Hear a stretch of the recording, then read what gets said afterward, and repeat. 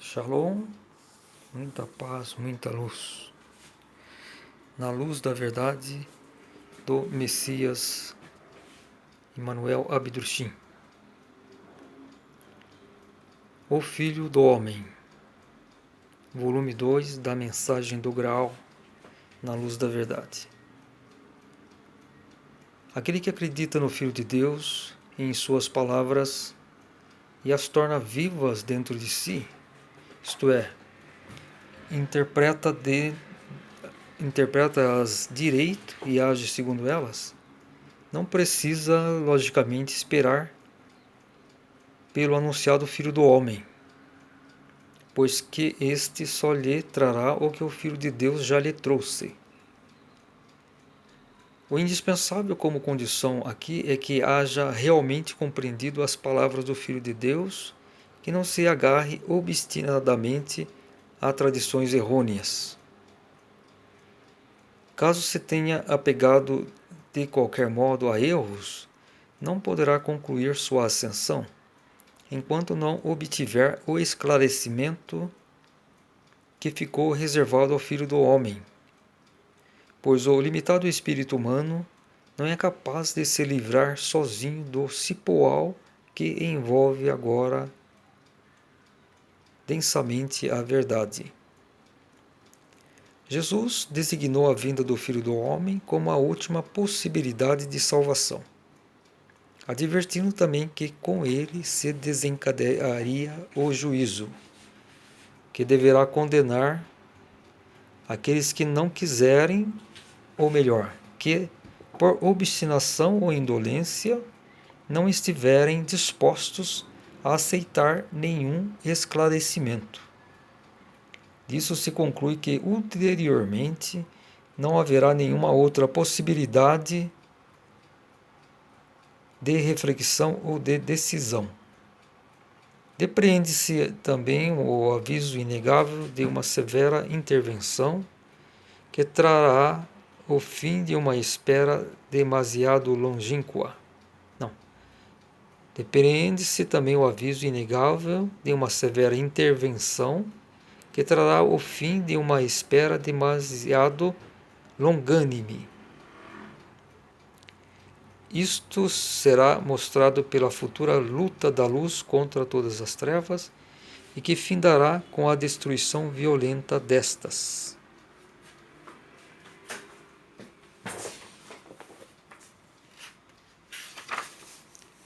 Não é de se supor que isso adivinha segundo as expectativas, os desejos e conceitos dos homens, porque contra isso falam todos os acontecimentos até agora ocorridos. Jamais nos fatos do passado o conceito humano se mostrou uno com os efeitos da vontade divina. Assim, a realidade sempre foi diferente da imaginação dos homens. Só muito depois, e às vezes com muita demora, surgindo o verdadeiro reconhecimento do acontecimento. Nem é de se esperar também que desta vez haja qualquer modificação, visto como os conceitos humanos e suas interpretações em nada melhoraram em relação ao que eram antes, tendo até, pelo contrário, se tornado mais reais. Eu estou aqui fazendo essa leitura dessa dissertação, O Filho do Homem. Eu costumo ler aproximadamente um trecho, né, do texto, uma página, e depois fazer uma releitura e uma interpretação, procurar fazer uma reflexão, uma interpretação.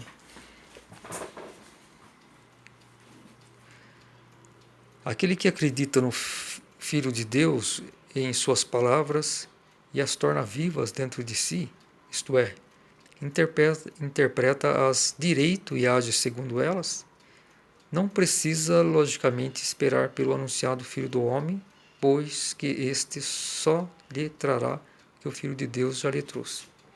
Então, quem realmente vivenciou em si a palavra do Filho de Deus, Cristo Jesus, não precisa dessa nova palavra. Mas a questão é, Isso é praticamente impossível, né? Hoje no mundo cristão, porque não interpretam corretamente a missão de Cristo, entre as crenças, as crenças cegas, né? É, que creem coisas impossíveis, né? Com relação às leis de Deus e a própria missão de Cristo, né? A presunção humana de achar que ele veio aqui com a finalidade de ser crucificado, sangrar, para que pudesse ser salvo, né? E essa questão da crucificação foi uma contingência, né? Ele não tinha opção. Se ele não fosse em Jerusalém, se fosse crucificado, né?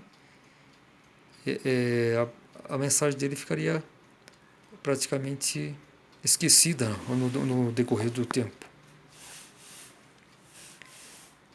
E também seria uma espécie de fuga. Então ele sabia que indo em Jerusalém, pelos acontecimentos que estavam cada vez mais presentes em relação a ele, né, as perseguições, ele já sabia que ele seria morto, mas ele não recusou, ele foi em Jerusalém para cumprir a sua missão, né? Isso era o mais importante para ele, cumprir diante do Pai a sua missão.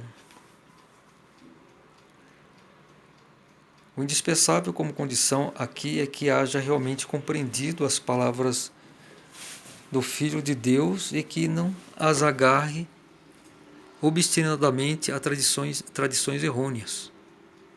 Essas tradições errôneas, uma delas é a questão do nascimento do Filho de Deus sem geração. Isso é impossível.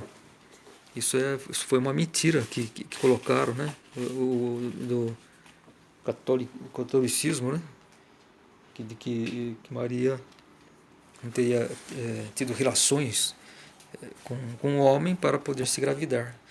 Isso é uma grande mentira. Por causa disso que os cristãos eles vamos dizer, estão perdidos, né? Assim, espiritualmente, porque esses conceitos errôneos, isso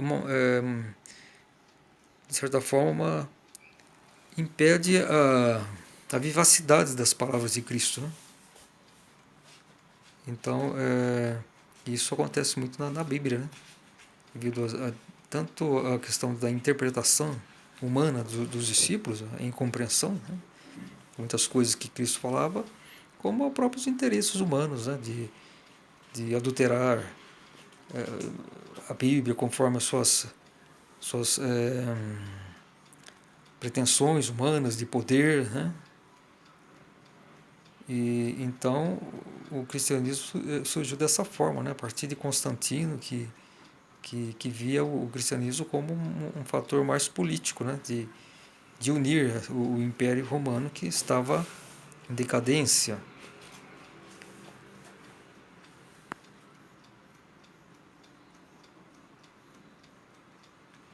Então existem erros e mais erros. A própria questão do corpo terreno da ressurreição. O corpo terreno é matéria, tem que ficar aqui na Terra.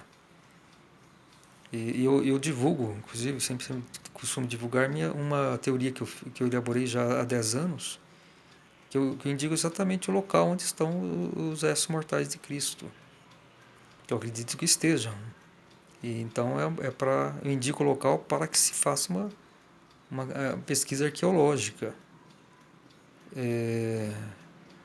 E é exatamente no Calvário de Gordon, em Jerusalém. É um aglomerado rochoso, né? Então, o Calvário de Gordon tem uma espécie de face, né? Uma rocha assim, natural, que tem uma espécie de... parece uma gigantesca caveira, né? Tem assim, mais ou menos de acho que está uns 15 metros de altura, desde o nível do solo, né? E ela tem duas cavernas que sugerem como se fossem as duas órbitas dos olhos, né? Então, justamente no fundo da caverna direita, eu acredito que está a entrada para um sepulcro, né? Cavado na rocha, né?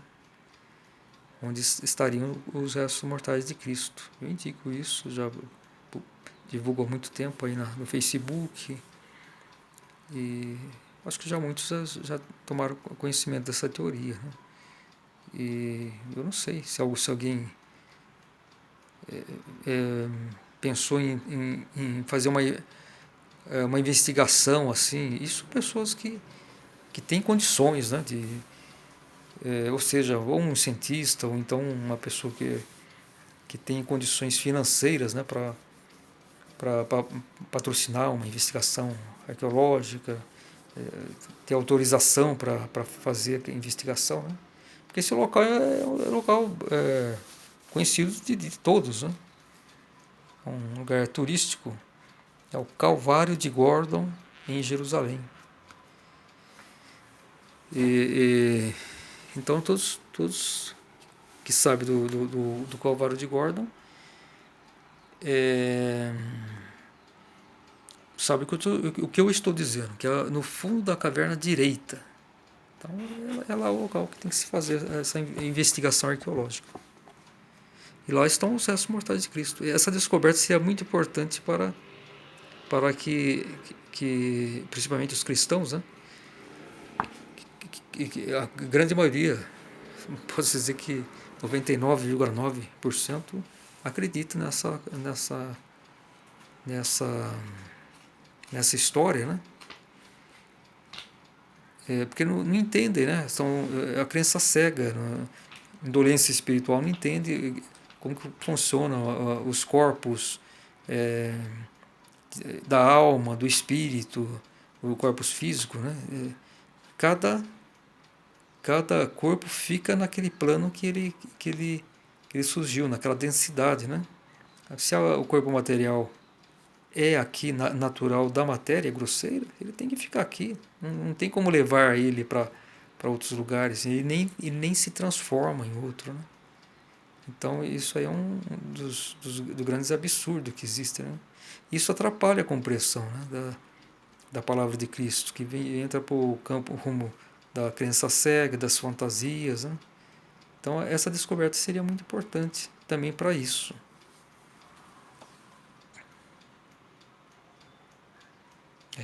Caso você tenha apegado de qualquer modo a erros, não poderá concluir sua ascensão, enquanto não obtiver o esclarecimento que ficou reservado ao Filho do Homem, pois o limitado espírito humano não é capaz de se livrar sozinho do cipoal que envolve agora densamente a verdade. Então só a força do Filho do Homem, que é o Espírito Santo, que pode derrotar, né, as trevas, vamos dizer assim. Nenhum espírito humano seria capaz de ter essa força. E essa força está na mensagem do Graal, que é a nova palavra. Jesus designou a vinda do Filho do Homem como a última possibilidade de salvação, advertindo também que com ele se desencadearia o juízo, que deverá condenar aqueles que não quiserem, ou melhor, que por obstinação e indolência não estiverem dispostos a aceitar nenhum esclarecimento. Isso se conclui que ulteriormente não haverá nenhuma outra possibilidade de reflexão ou de decisão. Depreende-se também o aviso inegável de uma severa intervenção que trará o fim de uma espera demasiado longânime. Isso será mostrado pela futura luta da luz contra todas as trevas e que findará com a destruição violenta destas. Esse aí é o juízo final, o Apocalipse, né? Que para que possa surgir o reino do milênio, tem que ser destruído as trevas. Na Terra não habitará mais nenhum ser humano que dê guarida às trevas, que se sintonize nas trevas, né? Então, isso não será mais possível.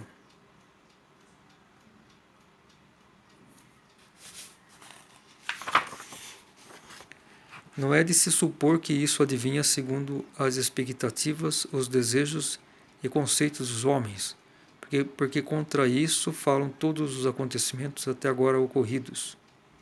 Jamais, nos fatos do passado, o conceito humano se mostrou uno com os efeitos da vontade divina. Assim, a realidade sempre foi diferente da imaginação dos homens. Só muito depois, e às vezes com muita demora, surgindo o verdadeiro reconhecimento do acontecimento. Nem é de se esperar também que desta vez haja qualquer modificação, visto como os conceitos humanos e suas interpretações em nada melhoraram em relação ao que eram antes, tendo até, pelo contrário, se tornado mais reais. Nesse sentido de reais é mais racionais, né? É que de 2000 anos para cá o que cresceu foi a presunção humana, o raciocínio, né? Então isso distorce a verdade, né? Aquela interpretação tem que ser intuitiva, tem que uma reflexão, buscarmos assim a realidade da vida espiritual e não as fantasias, as imaginações.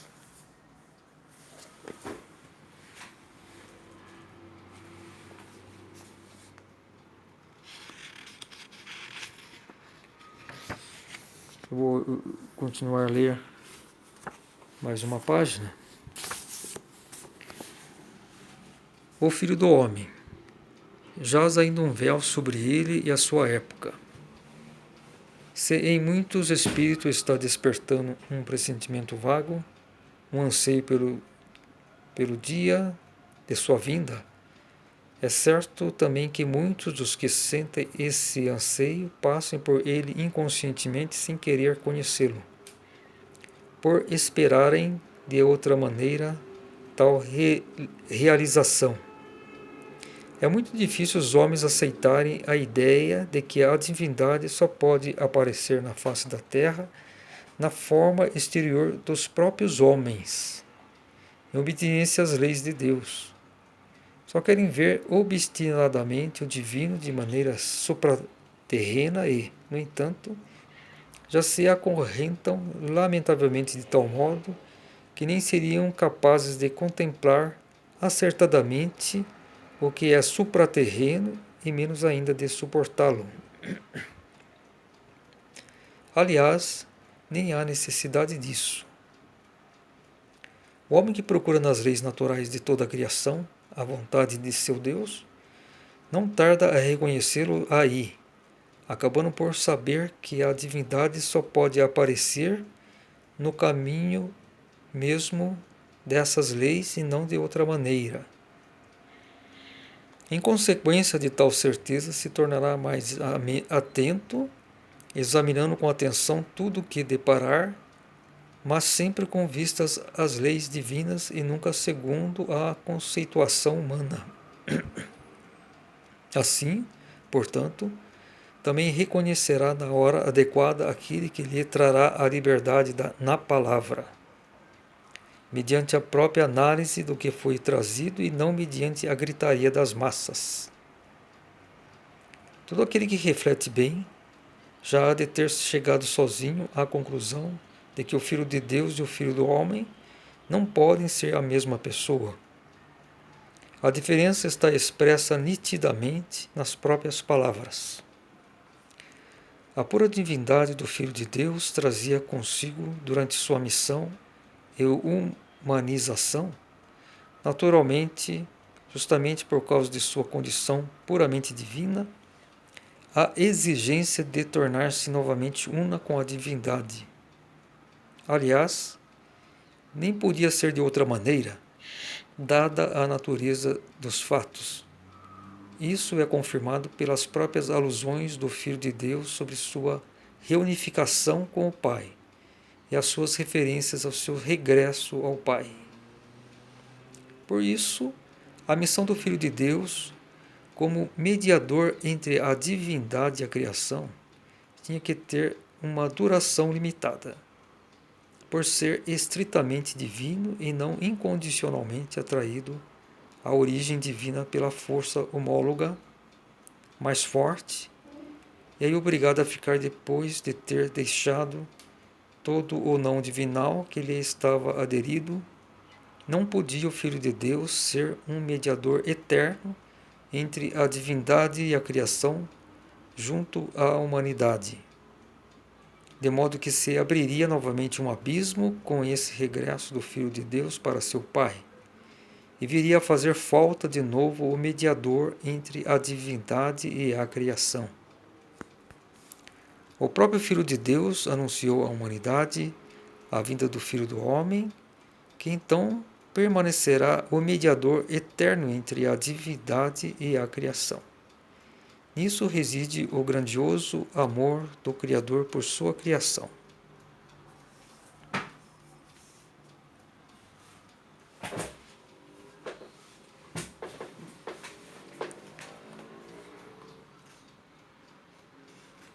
O Filho do Homem jaz ainda um véu sobre ele, sua época.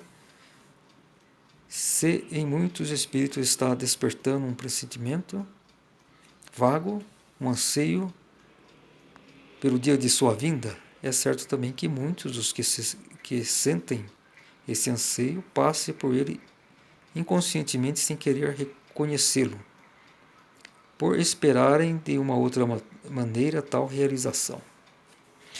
Aí se fala muito, né, da questão da Bíblia, que o Filho do Homem viria sob as nuvens, né? Então essa era uma possibilidade, que o juiz não precisava necessariamente encarnar-se aqui na Terra, mas ele aceitou encarnar-se. Quando se fala vir sobre as nuvens, seria espiritualmente, né?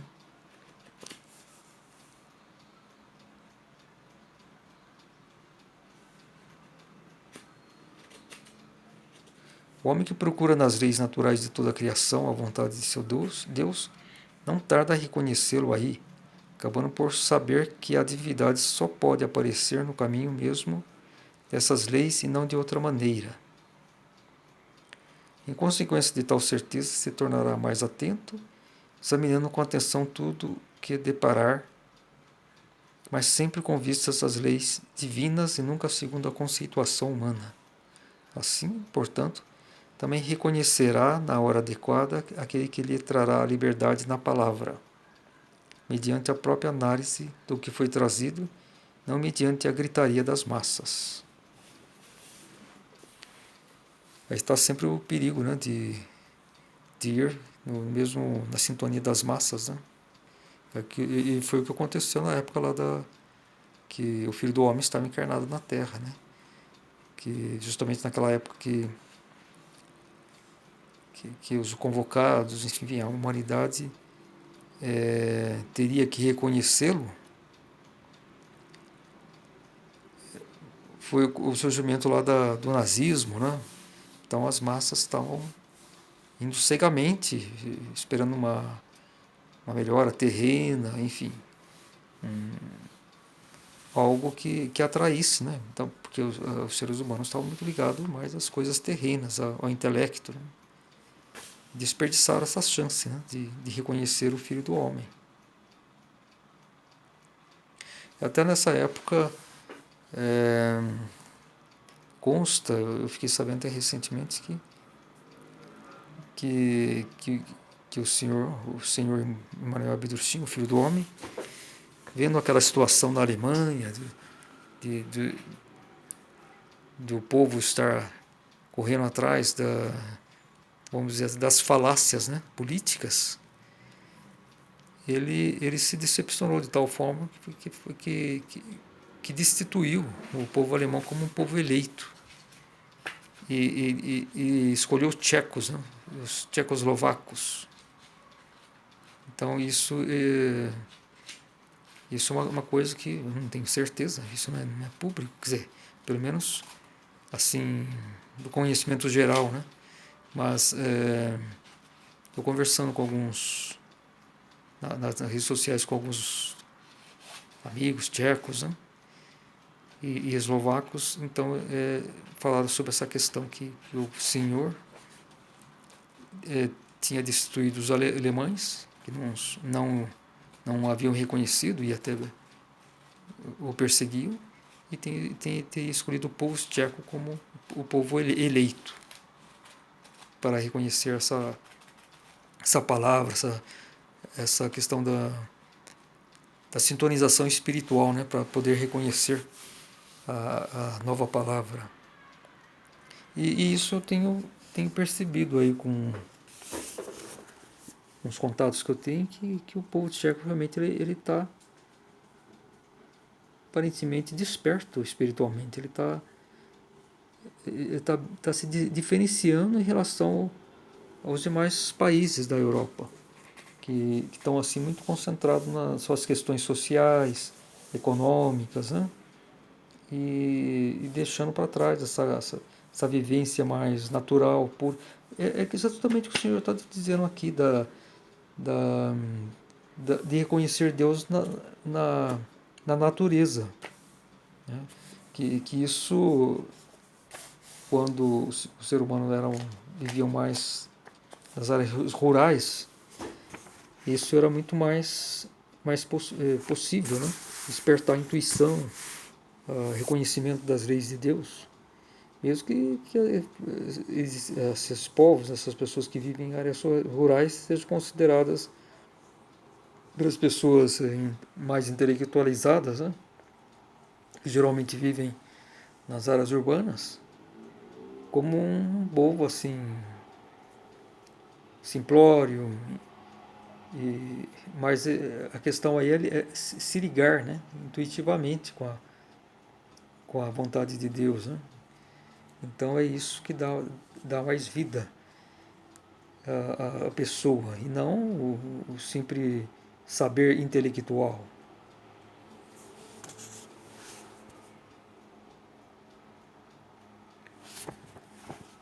Então está aí, o homem que procura nas leis naturais de toda a criação a vontade de seu Deus, não tarda a reconhecê-lo aí, acabando por saber que a divindade só pode aparecer no caminho mesmo dessas leis e não de outra maneira. Consequência de tal certeza, se tornará mais atento, examinando com atenção tudo o que deparar, mas sempre com vistas às leis divinas e nunca segundo a conceituação humana. Assim, portanto, também reconhecerá na hora adequada aquele que lhe trará a liberdade na palavra, mediante a própria análise do que foi trazido, não mediante a gritaria das massas.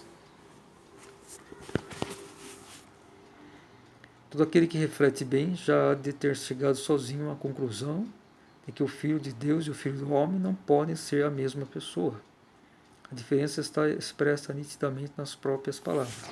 Então, aquele que reflete, né, com isenção, que está livre da fé cega, da crença cega, percebe a diferença. Né? Tem que intuir que se Jesus se considerava o Filho de Deus, ele não poderia ao mesmo tempo dizer-se como filho do homem. Quando esse filho do homem, quando fala o nome filho do homem, é equivalente, é o Espírito Santo, mas seria equivalente como se, o próprio nome Espírito Santo está aí. Espírito significa a humanidade, pode-se dizer assim, né? A criação espiritual. E santo, que é Deus. Então é um espírito de Deus, vamos dizer assim. Porque só ele pode fazer intermediação, né, entre a humanidade e Deus.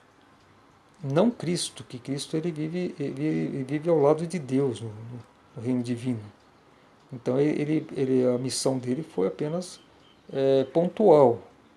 Ela não é uma missão permanente, mesmo porque a pátria dele é o reino divino. Emmanuel também, Emmanuel Abdrushim, ele é divino, propriamente Espírito Santo. Ele vive no reino divino, mas ele não está no ápice, ele está nas fronteiras, vamos supor assim, do reino divino, para que ele pudesse ser um intermediário entre Deus e a criação, a humanidade. Então ele teve que ser vamos dizer assim, distanciado de Deus, um próprio Filho de Deus, né? Mas ele também, e como igualmente Jesus, é um Filho de Deus.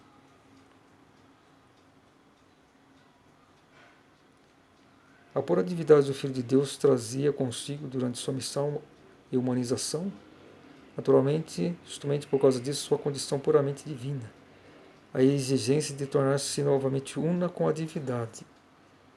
Então, depois da missão dele, ele tinha que retornar sua pátria espiritual, sua pátria divina, né? Aliás, nem podia ser de outra maneira, dada a natureza dos fatos. Isso é confirmado pelas próprias alusões do Filho de Deus sobre sua reunificação ao Pai, e as suas referências ao seu regresso ao Pai. Por isso, a missão do Filho de Deus, como mediador entre a divindade e a criação, tinha que ter uma duração limitada, por ser estritamente divino e ser incondicionalmente atraído à origem divina pela força homóloga, mais forte, e aí obrigado a ficar depois de ter deixado todo o não divinal que lhe estava aderido. Não podia o Filho de Deus ser um mediador eterno entre a divindade e a criação junto à humanidade, de modo que se abriria novamente um abismo com esse regresso do Filho de Deus para seu Pai, e viria a fazer falta de novo o mediador entre a divindade e a criação. O próprio Filho de Deus anunciou à humanidade a vinda do Filho do Homem, que então permanecerá o mediador eterno entre a divindade e a criação. Nisso reside o grandioso amor do Criador por sua criação. Então é o Filho do Homem, que é o mediador eterno entre a humanidade e Deus, é o Espírito Santo.